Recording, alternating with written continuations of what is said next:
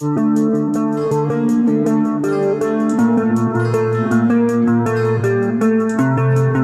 आपण पाहणार आहोत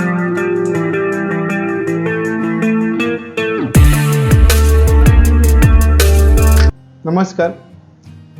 अर्थशास्त्राच्या पहिल्या प्रकरणामधील हा शेवटचा आणि 5वा भाग आज आपण पाहणार आहोत. यानंतर आपण या प्रकरणावरती विचारण्यात आलेले प्राथमिक क्वेश्चन्स क्षेत्राची पाहणार वैशिष्ट्ये. आहोत आणि त्याचं विश्लेषण पाहणार आहोत. तर आजचा हा आपला थेरीचा शेवटचा पार्ट आहे पहिल्या प्रकरणाचा. याच्यामध्ये आपण पाहणार आहोत व्यवसाय व मालकीनुसार अर्थव्यवस्थेमधील क्षेत्रांचे वर्गीकरण किती प्रकारांमध्ये होते. की व्यवसाय आणि मालकीनुसार अर्थव्यवस्थांचं करण्यात आलेलं वर्गीकरण. अर्थव्यवस्थेमधील कोणकोणती क्षेत्र आहेत त्या क्षेत्रांचं वर्गीकरण आज आपण पाहणार आहोत. हे वर्गीकरण आपण कसं पाहणार आहोत याचा जर विचार केला तर सुरुवातीला लक्षामध्ये ठेवायचं आहे व्यवसायानुसार अर्थव्यवस्थांचे वर्गीकरण. की व्यवसायानुसार अर्थव्यवस्थांचं वर्गीकरण किती क्षेत्रामध्ये केलं जातं हे आपण याच्यामध्ये पाहणार आहोत. सुरुवातीला लक्षामध्ये ठेवायचं आहे व्यवसायानुसार अर्थव्यवस्थांचं वर्गीकरण. 2 प्रकारे वर्गीकरण आपण पाहणार आहोत, व्यवसायानुसार आणि मालकीनुसार. सुरुवातीला आपण व्यवसायानुसार अर्थव्यवस्थांचं वर्गीकरण किती क्षेत्रामध्ये केलं जातं हे आपण पाहणार आहोत. या अगोदरही आपण पाहिलं होतं प्राथमिक क्षेत्र, द्वितीय क्षेत्र, तृतीय क्षेत्र. पण या ठिकाणी आपण 2 क्षेत्र वाढवलेली आहेत. तर प्राथमिक क्षेत्र, द्वितीय क्षेत्र आणि तृतीय क्षेत्र हे आपण थोडक्यात पाहणार आहोत आणि चतुर्थक आणि पंचम क्षेत्र काय आहे हे समजावून घेणार आहोत. तर अशा प्रकारे व्यवसायानुसार अर्थव्यवस्थांचं वर्गीकरण 5 क्षेत्रामध्ये केले जातं आणि ही 5 क्षेत्र आहेत प्राथमिक क्षेत्र, द्वितीय क्षेत्र, तृतीय क्षेत्र, चतुर्थ क्षेत्र आणि पंचम क्षेत्र. अशा प्रकारे वर्गीकरण होतं. पण या ठिकाणी हे वर्गीकरण पाहत असताना या क्षेत्रांबाबत थोडीशी माहिती आपल्याला समजावून घ्यावी लागेल. म्हणजे काय तर जे प्राथमिक क्षेत्र, द्वितीय क्षेत्र आणि तृतीय क्षेत्र आहे असं जे वर्गीकरण आहे ते वर्गीकरण अर्थव्यवस्थेमधील क्षेत्रांच्या वर्गीकरणाबाबत महत्त्वाचे मुद्दे. ॲलन फिशर या तज्ज्ञानं सुचवलेलं होतं. सर्वात प्रथम यांनी सुचवलं की प्राथमिक क्षेत्र, द्वितीय क्षेत्र आणि तृतीय क्षेत्र हे वर्गीकरण आहे असं या ॲलन फिशर या तज्ज्ञानं सर्वात प्रथम सुचवलं होतं. म्हणजे या ठिकाणी ॲलन फिशर हे नाव आपल्याला लक्षामध्ये ठेवायचं आहे. आणि ॲलन फिशरनं नुसतं एवढंच सुचवलं नाही तर ॲलन फिशरनं प्राथमिक क्षेत्रामध्ये कृषीचा समावेश केला, द्वितीय क्षेत्रामध्ये उद्योगांचा समावेश केला आणि इतर ज्या सर्व आर्थिक क्रिया आहेत किंवा आर्थिक सेवा आहेत त्या सेवांचा समावेश ॲलन फिशरनं तृतीय क्षेत्रामध्ये केलेला होता. तर अशा प्रकारे ॲलन फिशर आपल्यासाठी महत्त्वाचा आहे. त्यानंतर कोलिन क्लार्क हा अर्थतज्ञ आपल्यासाठी महत्त्वाचा आहे. का महत्त्वाचा आहे तर कोलिन क्लार्क या तज्ज्ञानं तृतीय क्षेत्राला सेवा क्षेत्र म्हणून संबोधायला सुरुवात केली. आपल्यासाठी 3 क्षेत्र खूप महत्त्वाची. याच्या आधीही आपण याचा अभ्यास केलेला होता. पण लक्षात ठेवताना 2 नावं या ठिकाणी लक्षात ठेवायची. पहिला आहे ॲलन फिशर आणि दुसरा आहे कोलिन क्लार्क. ॲलन फिशरनं प्राथमिक, द्वितीय, तृतीय क्षेत्र असं वर्गीकरण जगाच्या पाठीवर सर्वात प्रथम सुचवलं. ॲलन फिशरनं प्राथमिक क्षेत्रामध्ये कृषीचा समावेश केला, द्वितीय क्षेत्रामध्ये उद्योगांचा समावेश केला आणि इतर सर्व आर्थिक क्रियांचा, सेवांचा समावेश त्यानं तृतीय क्षेत्रामध्ये केलेला होता. पण तृतीय क्षेत्राला सेवा क्षेत्र असं म्हणायला सुरुवात केलेली होती तो अर्थतज्ञ होता कोलिन क्लार्क. अशा प्रकारे आपल्याला प्राथमिक क्षेत्र, द्वितीय क्षेत्र आणि तृतीय क्षेत्र या ठिकाणी लक्षामध्ये ठेवायचं आहे. आता पहा प्राथमिक क्षेत्राची वैशिष्ट्ये. प्राथमिक क्षेत्रामध्ये आपण या अगोदर पाहिलेलं होतं, थोडक्यात पाहूयात. या ठिकाणी प्राथमिक क्षेत्राची वैशिष्ट्ये कशाशी संबंधित असतात? नैसर्गिक साधन संपत्तीशी संबंधित असणारं क्षेत्र म्हणून प्राथमिक क्षेत्राला ओळखलं जातं. याच्यामध्ये शेती, जंगले, मत्स्य व्यवसाय, खनिज उत्पादने अशा प्रकारे या क्षेत्रांचा समावेश या प्राथमिक क्षेत्रामध्ये होतो. खाणकाम, उत्खनन याचा जो आपण विचार केलेला होता तर या सर्वांचा समावेश या प्राथमिक क्षेत्रामध्ये होतो. हे या ठिकाणी लक्षामध्ये ठेवायचं आहे.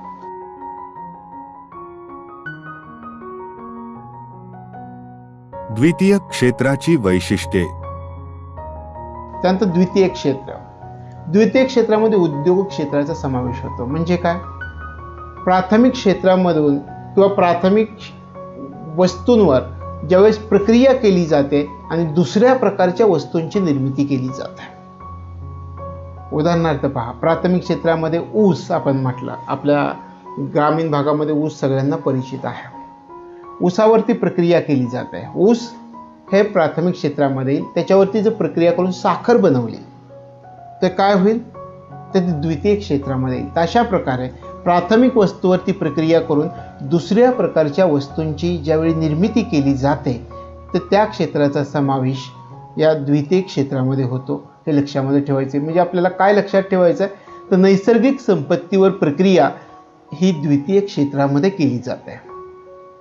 आणि या प्रकारचं जे क्षेत्र आहे, या क्षेत्रामध्ये उत्पादक साधनांची निर्मिती केली जाते. उदाहरणार्थ आपण पाहिलं होतं याच्या अगोदर. काय काय पाहिलं? कारखानदारी, वीज निर्मिती, बांधकाम, असे काही क्षेत्र आहेत. त्या क्षेत्रांचा समावेश या द्वितीय क्षेत्रामध्ये होतो. हे या ठिकाणी लक्षामध्ये ठेवायचं. तृतीय क्षेत्राची वैशिष्ट्ये. द्वितीय क्षेत्रानंतर तृतीय क्षेत्र. या प्रकारच्या क्षेत्रामध्ये प्राथमिक आणि द्वितीय क्षेत्रांना पूरक असणाऱ्या ज्या काही सेवा आहेत त्या सर्व सेवांचा समावेश या तृतीय क्षेत्रामध्ये होतो. आपण पाहिलं होतं कोणकोणत्या सेवा येतात पहिल्या लेक्चरमध्ये तृतीय क्षेत्रामध्ये. अशा प्रकारे प्राथमिक क्षेत्र, द्वितीय क्षेत्र आणि तृतीय क्षेत्र आपल्याला लक्षात ठेवायचे. तृतीय क्षेत्राचे वर्गीकरण किती गटात केले जाते? यानंतर तृतीय क्षेत्राचं वर्गीकरण किती गटामध्ये केलं जातं हे पण आपल्याला माहिती असणं गरजेचं आहे. तर तृतीय क्षेत्र जे आहे त्या क्षेत्राचं वर्गीकरण वितरण सेवा, व्यावसायिक सेवा, ग्राहक सेवा आणि ना नफा सेवा अशा प्रकारे 4 गटांमध्ये तृतीय क्षेत्राचं वर्गीकरण केलं जातं. लक्षात येतं? प्राथमिक क्षेत्र, द्वितीय क्षेत्र, तृतीय क्षेत्र. तृतीय क्षेत्राचं पुन्हा आपण वर्गीकरण केलं आणि वर्गीकरण किती गटामध्ये केलं? तर 4 गटांमध्ये तृतीय क्षेत्राचं आपण वर्गीकरण केलं. ती 4 क्षेत्र होती वितरण सेवा, व्यावसायिक सेवा, ग्राहक सेवा आणि ना नफा सेवा. अशा प्रकारे या 4 गटांमध्ये तृतीय क्षेत्राचं वर्गीकरण केलं जातं. हे लक्षामध्ये ठेवायचं.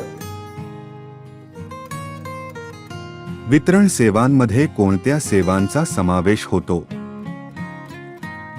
वितरण सेवांचा जर विचार केला आपण तर वितरण सेवांमध्ये मानवी वाहतूक, दळणवळण, याशिवाय वस्तूंची वाहतूक, व्यापार, याशिवाय बातम्या, मीडिया या सर्वांचा समावेश वितरण सेवांमध्ये होत असतो. लक्षात येतं? वितरण सेवा. त्यानंतर व्यावसायिक सेवांमध्ये कोणत्या सेवांचा समावेश होतो? व्यावसायिक सेवांचा जर आपण विचार केला तर व्यावसायिक सेवांमध्ये विमा सेवा, कायद्याची प्राप्त होणारी सेवा, वित्तीय सेवा, माहिती तंत्रज्ञान, रिअल इस्टेट, याशिवाय लेखा सेवा या प्रकारच्या ज्या सेवा आहेत या सर्व सेवांचा समावेश व्यावसायिक सेवांमध्ये होत असतो. त्यानंतर ग्राहक सेवांमध्ये कोणत्या सेवांचा समावेश होतो? ग्राहक सेवांचा जर आपण विचार केला की ग्राहक सेवांमध्ये कोणकोणत्या सेवांचा समावेश होतो तर ग्राहक सेवांमध्ये आरोग्याची सेवा, शैक्षणिक सेवा, करमणूक सेवा, रेस्टॉरंट आणि हॉटेल्स यांच्याकडून प्राप्त होणारी सेवा, पर्यटन सेवा या प्रकारच्या ज्या सेवा आहेत त्या सेवांचा समावेश ग्राहक सेवांमध्ये होतो. हे लक्षामध्ये ठेवायचं आहे. ना नफा सेवांमध्ये कोणत्या सेवांचा समावेश होतो? आणि ना नफा सेवा ज्या आहेत 4 प्रकारे वर्गीकरण आपण पाहिलं त्यातला हा 4था प्रकार ना नफा सेवा. या सेवांमध्ये कोणत्या सेवांचा समावेश होतो हे जर आपण पाहिलं तर लोक प्रशासनाकडून आपल्याला ज्या सेवा प्राप्त होतात त्या सेवांचा समावेश या ना नफा सेवांमध्ये होतो. याशिवाय संरक्षण यंत्रणेकडून प्राप्त होणाऱ्या सेवा आणि संघटनांकडून मिळणाऱ्या सेवा या सेवांचा समावेश ना नफा सेवांमध्ये होत असतो. हे लक्षामध्ये ठेवायचं. म्हणजे या ठिकाणी तृतीय क्षेत्रामध्ये आपण काय पाहिलं तर 4 गटांमध्ये तृतीय क्षेत्रांचं आपण वर्गीकरण केलं आणि त्याच्यामध्ये कोणकोणत्या सेवा येतात, कोणकोणत्या सेवांचा समावेश होतो हे आपण समजावून घेतलं. तृतीय क्षेत्रामध्ये वितरण सेवांमध्ये कोणत्या सेवा असतात, व्यावसायिक सेवांमध्ये कोणत्या सेवा असतात, ग्राहक सेवांमध्ये कोणत्या सेवा असतात आणि ना नफा सेवा या सेवांमध्ये कोणत्या सेवा असतात, या सेवा आपण या ठिकाणी पाहिजे. तर अशा प्रकारे हे तृतीय क्षेत्र आहे, हे लक्षामध्ये ठेवायचं आहे. ना नफा सेवांचा जर आपण आणखी विस्तार केला तर याच्यामध्ये मंदिरांकडून मिळणाऱ्या सेवा, लोकसेवा संस्थांकडून मिळणाऱ्या सेवा, या सगळ्या सेवांचा समावेश ना नफा सेवांमध्ये होतो. अशा प्रकारे तृतीय क्षेत्राचं वर्गीकरण या 4 गटांमध्ये केलं जातं, हे लक्षामध्ये ठेवायचं. आता आपण 3 क्षेत्र पाहिले: प्राथमिक क्षेत्र, द्वितीय क्षेत्र, तृतीय क्षेत्र. चतुर्थ क्षेत्रामध्ये कोणत्या सेवांचा समावेश होतो? आता चतुर्थ क्षेत्र काय आहे? आता याच्यामध्ये व्याख्या आपल्याला असा करता येईल की ज्या क्षेत्रामध्ये उच्च बौद्धिक क्षमतेचा वापर होतो अशा क्षेत्रांना चतुर्थ क्षेत्र असं म्हणतात. उच्च बौद्धिक क्षेत्र म्हणजे कोणाचा? उदाहरणार्थ आपण जर पाहिलं तर वेगवेगळ्या प्रकारचे शास्त्रज्ञ, संशोधक असेल, संशोधन असेल, तर त्याचा समावेश चतुर्थ क्षेत्रामध्ये केला जातो. म्हणजे चतुर्थ क्षेत्र आलं की या ठिकाणी आपल्या लक्षामध्ये काय ठेवायचं? तर उच्च बौद्धिक क्षमता याच्याशी संबंधित असणारं क्षेत्र म्हणजे चतुर्थ क्षेत्र आहे, हे या ठिकाणी आपल्याला लक्षामध्ये ठेवायचं आहे. मग चतुर्थ क्षेत्रामध्ये कोणकोणत्या सेवांचा समावेश होतो हे आपल्याला माहिती असणं गरजेचं आहे. तर चतुर्थ सेवांमध्ये माहितीचं दळणवळण, मार्गदर्शन, संशोधन आणि विकास, माहिती तंत्रज्ञान या सेवांचा समावेश चतुर्थ क्षेत्रामध्ये होतो. उदाहरणार्थ आपण पाहिलं की निर्मिती, संशोधन, विकास, मार्गदर्शन अशा प्रकारची उदाहरणं आपल्याला या चतुर्थ क्षेत्रांमध्ये देता येतात, हे लक्षामध्ये ठेवायचं आहे. पंचम क्षेत्र. त्यानंतर येतं ते पंचम क्षेत्र. पंचम क्षेत्राचा जर तुम्ही विचार केला तर या प्रकारच्या क्षेत्रामध्ये समाजामधील आणि अर्थव्यवस्थेमधील सर्वोच्च स्तरावरील जी निर्णय प्रक्रिया असते त्या निर्णय प्रक्रियेचा समावेश या पंचम क्षेत्रामध्ये होतो. आता या ठिकाणी आपण पाहिलं प्राथमिक क्षेत्र, द्वितीय क्षेत्र, तृतीय क्षेत्र. चतुर्थ क्षेत्रामध्ये म्हटलं की उच्च बौद्धिक क्षमतेचा वापर. पण हे सगळं घडवून आणायला इच्छाशक्ती पाहिजे. म्हणजे सर्वोच्च स्तरावरील निर्णय प्रक्रिया कशी आहे हे महत्त्वाचं असतं. कारण सर्वोच्च स्तरावरील निर्णय प्रक्रिया जर मजबूत असेल आणि त्या निर्णय प्रक्रियेकडे इच्छाशक्ती असेल तर मोठ्या प्रमाणामध्ये विकास घडून यायला मदत होते. यामुळं पंचम क्षेत्र कशाशी संबंधित आहे? तर पंचम क्षेत्र सर्वोच्च स्तरावरील निर्णय प्रक्रिया या पंचम स्तरामध्ये समावेश होतो. लक्षात येतं? समाजामधील आणि अर्थव्यवस्थेमधील सर्वोच्च स्तरावरील जी निर्णय प्रक्रिया असते त्या निर्णय प्रक्रियेचा समावेश, अंतिम आदेश म्हणतो आपण त्याला, निर्णय प्रक्रिया ज्यांच्याकडून धोरणं ठरवली जातात ती निर्णय प्रक्रिया, त्या निर्णय प्रक्रियेचा समावेश या पंचम क्षेत्रामध्ये होतो. अशा प्रकारे अर्थव्यवस्थेची 5 क्षेत्र. पंचम क्षेत्रामध्ये कोणत्या सेवांचा समावेश होतो? पण पंचम क्षेत्रामध्ये कोणकोणत्या सेवांचा समावेश होतो याचा जर तुम्ही विचार केला त्याच्यामध्ये नवनवीन संकल्पना, नवनवीन तंत्रज्ञान, नवीन शोध, बौद्धिक संपदा आधारित सेवा या सगळ्यांचा समावेश या पंचम क्षेत्रामध्ये केला जातो. वेगवेगळ्या संकल्पनांचा याच्यामध्ये वापर केला जातो. याशिवाय नवीन नवीन तंत्रज्ञान पुढे आणलं जातं निर्णय प्रक्रियेद्वारे, नवीन शोध, याशिवाय बौद्धिक संपदा आधारित ज्या सेवा आहेत त्या सेवांचा समावेश या पंचम क्षेत्रामध्ये होतो. तर अशा प्रकारे ही 5 क्षेत्र, प्राथमिक क्षेत्र, द्वितीय क्षेत्र, तृतीय क्षेत्र, चतुर्थक क्षेत्र आणि पंचम क्षेत्र हे लक्षामध्ये या ठिकाणी ठेवायचं. अर्थव्यवस्थेमधील क्षेत्रे. आता या ठिकाणी ही 5 क्षेत्र आपण समजावून घेतली. ह्या 5 क्षेत्रांची संबंधित असणारी अर्थव्यवस्थेमधील क्षेत्र आपण जरा वेगळ्या दृष्टिकोनामधून समजावून घेणार आहोत. अर्थव्यवस्थेमधील क्षेत्र. आता या अर्थव्यवस्थेमधील क्षेत्रांचा जर आपण विचार केला तर संयुक्त राष्ट्रसंघाने 1948 मध्ये ISIC, आता या ठिकाणी याचा लॉंग फॉर्म आपण पाहणार आहोत. त्याच्या अगोदर फक्त एक समजावून घ्या की संयुक्त राष्ट्रसंघानं 1948 मध्ये ISIC या नावानं वेगवेगळ्या आर्थिक क्रियांच्या वर्गीकरणाची एक पद्धत सुचवलेली होती. पहा, म्हणजे ISIC काय आहे तर आर्थिक क्रियांच्या वर्गीकरणाची एक पद्धत आहे. ISIC या नावानं 1948 मध्ये संयुक्त राष्ट्रसंघानं सुचवलेली एक वर्गीकरणाची पद्धत. ISIC म्हणजे काय, तर international standard industrial classification of all economics activities असं याला म्हटलं जातं, ज्याला ISIC या संक्षिप्त नावानं ओळखलं जातं. आणि 2006 मध्ये ISIC ही जी संस्था आहे, या संस्थेनं तयार केलेली 4थी सुधारित पद्धत राबवायला सुरुवात झालेली आहे. आणि याच्यामध्ये करण्यात आलेले जे वर्गीकरण आहे ते वर्गीकरण विभागवार करण्यात आलेलं आहे. आणि हे वर्गीकरण इंग्लिशमधलं A अक्षर कॅपिटल ते U असे क्रमांक त्याला देण्यात आलेले आहे. लक्षात येतं. आता सहजपणे आपण एक चर्चा करू. 5 क्षेत्र पाहिली का? प्राथमिक क्षेत्र, द्वितीय क्षेत्र, तृतीय क्षेत्र, चतुर्थ क्षेत्र, पंचम क्षेत्र. पण याच्यामध्ये या अर्थव्यवस्थेमधील क्षेत्र जे आहेत त्याच्यामध्ये प्राथमिक क्षेत्र, द्वितीय क्षेत्र, तृतीय क्षेत्र जे आपण सविस्तरपणे पहिल्या लेक्चरमध्ये अभ्यासलेलं होतं, प्रत्येक क्षेत्र या ठिकाणी महत्त्वाचं आहे. आणि त्या क्षेत्राच्या आधारावरती हे आपण जे आत्ता उल्लेख करतोय अर्थव्यवस्थेमधील क्षेत्र, तर 1948 मध्ये ISIC या नावानं वेगवेगळ्या आर्थिक क्रियांच्या वर्गीकरणाची एक पद्धत सुचवली होती. आर्थिक क्रियांचं वर्गीकरण केलं गेलं आणि ते वर्गीकरण प्राथमिक क्षेत्र, द्वितीय क्षेत्र, तृतीय क्षेत्रामध्येच आहे. पण या ठिकाणी ISIC याचाही लॉंग फॉर्म आपल्याला लक्षात ठेवायचा आहे. काय सांगितलेला होता मी? International standard industrial classification of all economics activities. अशा प्रकारे ही आहे ISIC ही संस्था. ह्या ISIC या नावानं सुचवलेली आर्थिक क्रियांच्या वर्गीकरणाची एक पद्धत आहे. तर 2006 मध्ये ISIC या संस्थेनं तयार केलेली 4थी सुधारित पद्धत राबवायला सुरुवात झालेली आहे. यामध्ये करण्यात आलेलं वर्गीकरण जे कसं केलेलं आहे, विभागवार वर्गीकरण केलेलं आहे, हे लक्षात ठेवायचं आहे. आणि या वर्गीकरणाला A ते U असे क्रमांक देण्यात आलेले आहे, हे लक्षात ठेवायचं आहे. आता मग A ते U हे जे क्रमांक देण्यात आलेले आहेत ते कसे दिलेले आहेत? प्राथमिक क्षेत्रामध्ये येणारा जो विभाग आहे तो A आहे.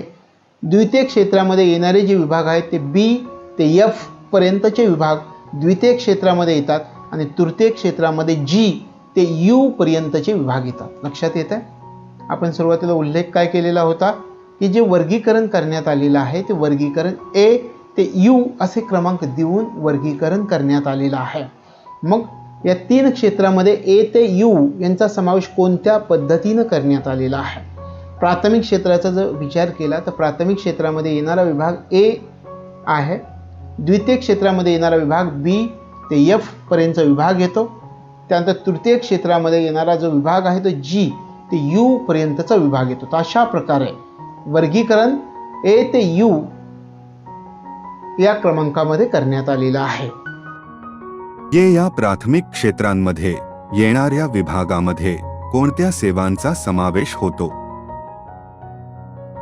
हे लक्षामध्ये ठेवायचं. आता याचं वर्गीकरण कसं केलेलं आहे हे आपण प्रत्यक्षात पाहणार आहोत.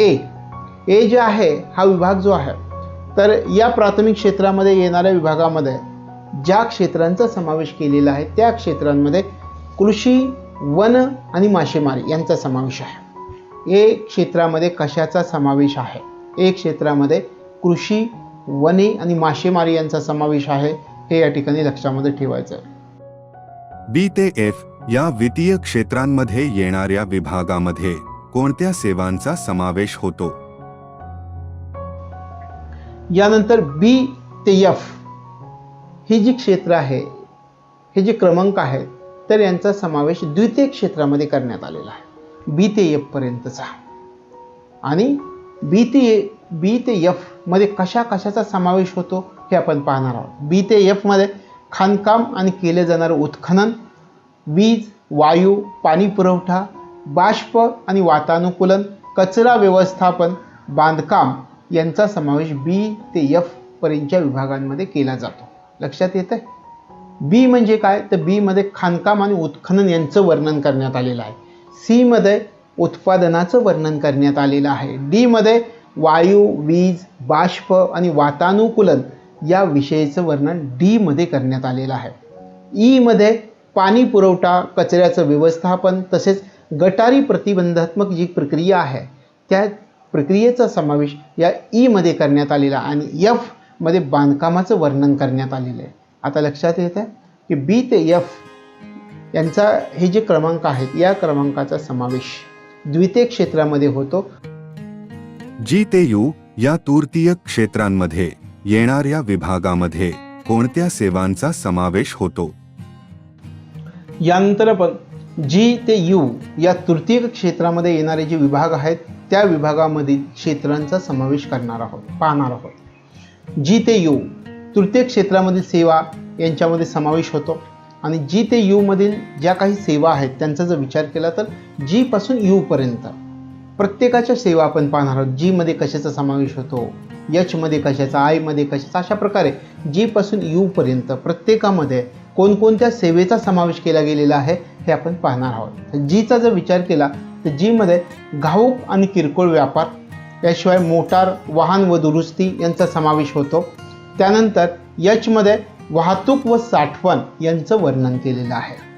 आय मध्ये अन्न सेवा आणि निवासासाठी व्यवस्था या उपक्रमांचं वर्णन करण्यात आलेलं आहे. त्यानंतर जेचा जर विचार केला तर जे मध्ये माहिती आणि दळणवळण या उपक्रमांचं वर्णन करण्यात आलेलं आहे. के मध्ये विमा सेवा आणि वित्तीय सेवा या उपक्रमांचं वर्णन करण्यात आलेलं आहे. यल मध्ये रिअल इस्टेट सेवा या सेवांचं वर्णन करण्यात आलेलं आहे. यम मध्ये वैज्ञानिक, व्यावसायिक आणि तांत्रिक उपक्रमांच्या ज्या सेवा आहेत त्या सेवांचं वर्णन यम मध्ये करण्यात आलेलं आहे. यन मध्ये प्रशासकीय आणि आधार सेवा या उपक्रमांचं वर्णन करण्यात आलेलं आहे. ओ मध्ये सक्तीच्या सामाजिक सुरक्षा ज्या आहेत त्या सामाजिक सुरक्षांच्या सेवांचं वर्णन करण्यात आलेलं आहे. पी मध्ये शिक्षणाचं वर्णन करण्यात आलेलं आहे. क्यू मध्ये मानवी आरोग्य आणि सामाजिक सेवांच्या उपक्रमांचं वर्णन या क्यू मध्ये करण्यात आलेलं आहे. आर मध्ये कला आणि मनोरंजनाचं वर्णन आर मध्ये केलं गेलेलं आहे.